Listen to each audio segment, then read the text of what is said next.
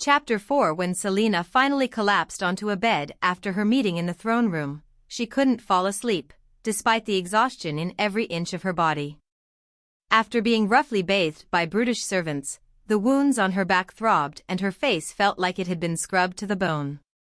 Shifting to lie on her side to ease the pain in her dressed and bound back, she ran her hand down the mattress and blinked at the freeness of movement. Before she'd gotten into the bath, Chaol had removed her shackles.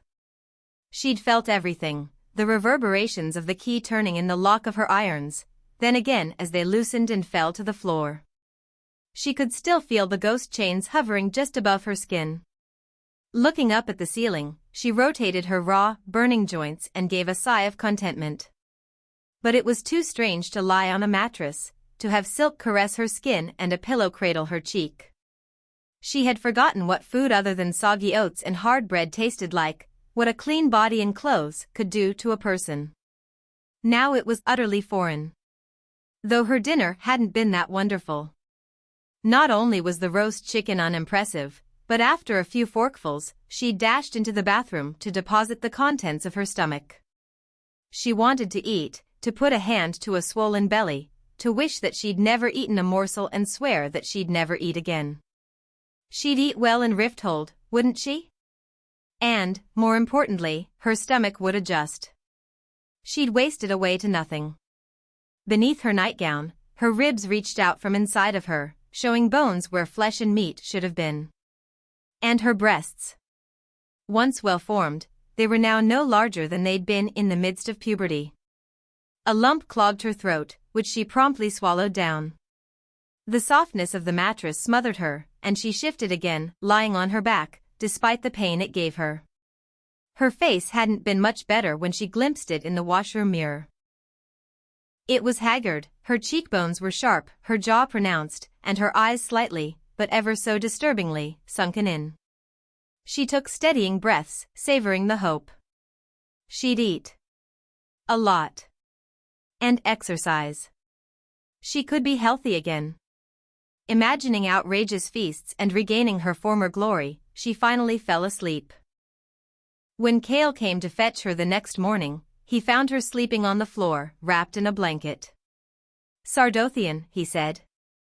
She made a mumbling noise, burying her face farther into the pillow. "Why are you sleeping on the ground?" She opened an eye.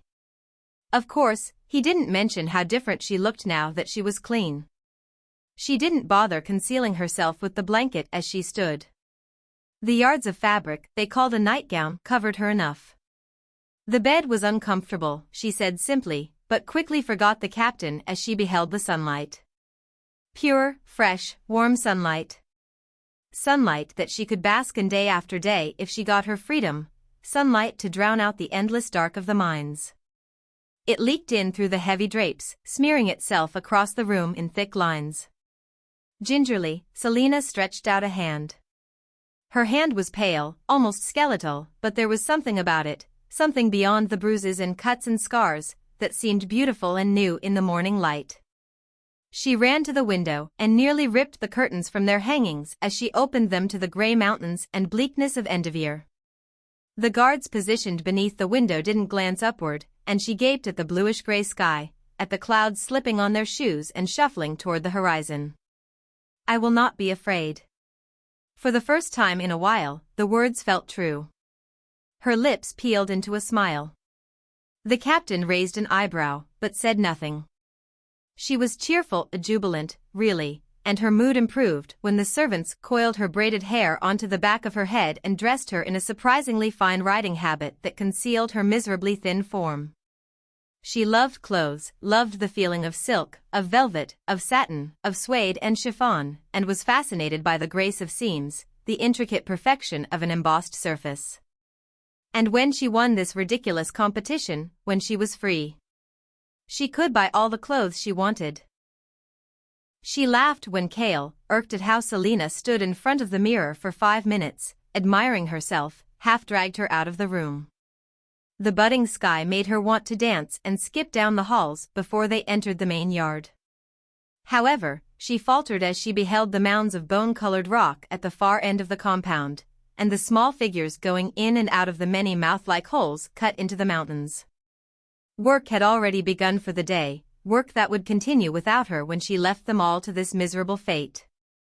Her stomach clenching, Celaena averted her eyes from the prisoners, keeping up with the captain as they headed to a caravan of horses near the towering wall.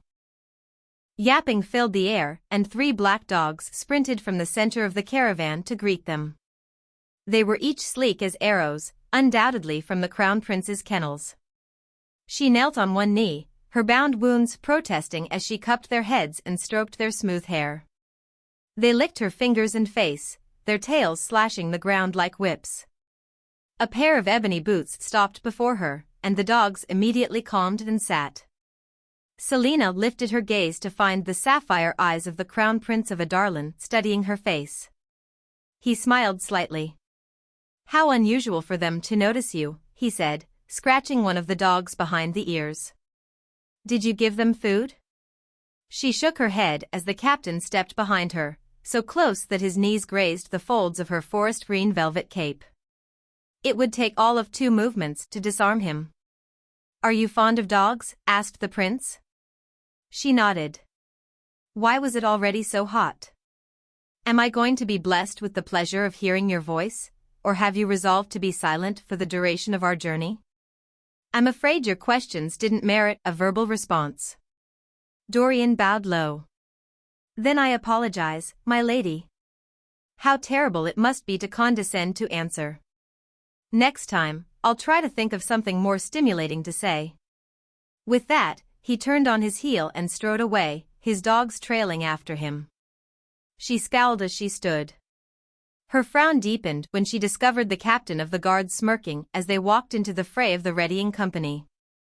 However, the unbearable urge to splatter someone across a wall lessened when they brought her a piebald mare to ride. She mounted. The sky came closer, and it stretched forever above her, away and away to distant lands she'd never heard of. Celaena gripped the saddle horn. She was truly leaving Endovier. All those hopeless months, those freezing nights, gone now. She breathed in deeply. She knew, she just knew, that if she tried hard enough, she could fly from her saddle. That is, until she felt iron clamp around her arms. It was Chaol, fastening her bandaged wrists into shackles. A long chain led to his horse, where it disappeared beneath the saddlebags. He mounted his black stallion, and she considered leaping from her horse and using the chain to hang him from the nearest tree. It was a rather large company, 20 altogether. Behind 2 imperial flag-bearing guards rode the prince and Duke Parrington.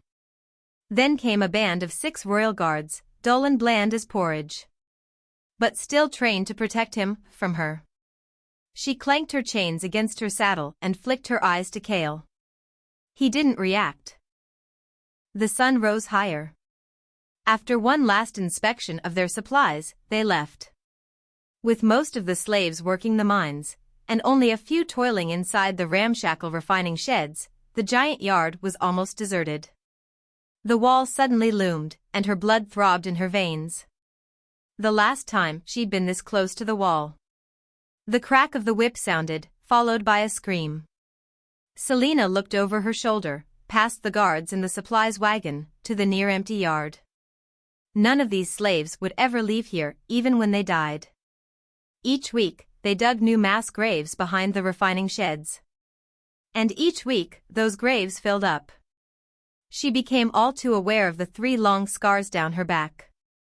Even if she won her freedom, even if she lived in peace in the countryside, those scars would always remind her of what she'd endured. And that even if she was free, others were not. Celaena faced forward, pushing those thoughts from her mind as they entered the passage through the wall. The interior was thick, almost smoky, and damp. The sounds of the horses echoed like rolling thunder. The iron gates opened, and she glimpsed the wicked name of the mine before it split in 2 and swung wide. Within a few heartbeats, the gates groaned shut behind them. She was out. She shifted her hands in their shackles, watching the chains sway and clank between her and the captain of the guard. It was attached to his saddle, which was cinched around his horse, which, when they stopped, could be subtly unbridled, just enough so that with a fierce tug from her end, the chain would rip the saddle off the beast, he'd tumble to the ground, and she would. She sensed Captain Westfall's attention. He stared at her beneath lowered brows, his lips tightly pursed, and she shrugged as she dropped the chain. As the morning wore on, the sky became a crisp blue with hardly a cloud. Taking the forest road, they swiftly passed from the mountainous wasteland of Endovier and into fairer country.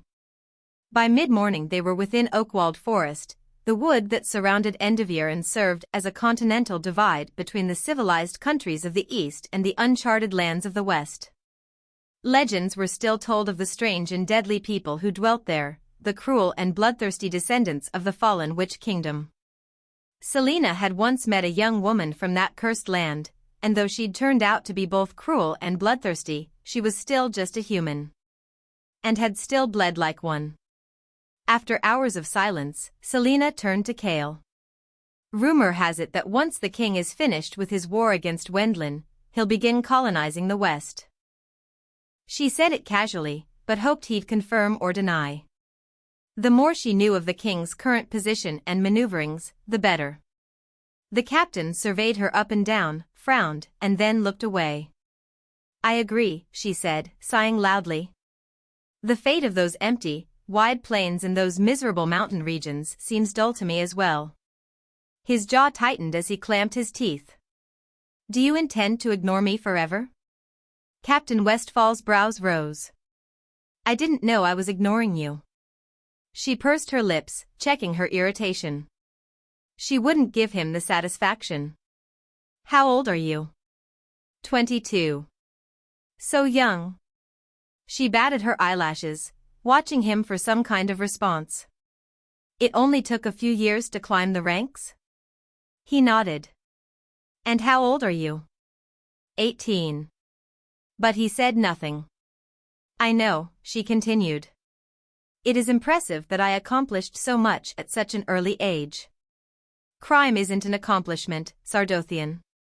"Yes, but becoming the world's most famous assassin is." He didn't respond. "You might ask me how I did it." "Did what?" he said tightly. "Became so talented and famous so quickly." "I don't want to hear about it." Those weren't the words she'd wanted to hear. "You're not very kind," she said through her teeth. If she were going to get under his skin, she'd have to push a lot harder. "You're a criminal." "I'm captain of the royal guard. I'm not obligated to bestow any kindness or conversation upon you. Be grateful we don't keep you locked up in the wagon." "Yes, well, I'd wager that you're rather unpleasant to talk to even when you're bestowing kindness upon others." When he failed to respond again, Celaena couldn't help but feel a bit foolish. A few minutes passed. "Are you and the Crown Prince close friends?" "My personal life is none of your concern." She clicked her tongue. "How well-born are you?" "Well enough." His chin lifted almost imperceptibly higher. "Duke?" "No, Lord?" He didn't reply, and she smiled slowly. "Lord Chaol Westfall." She fanned herself with a hand.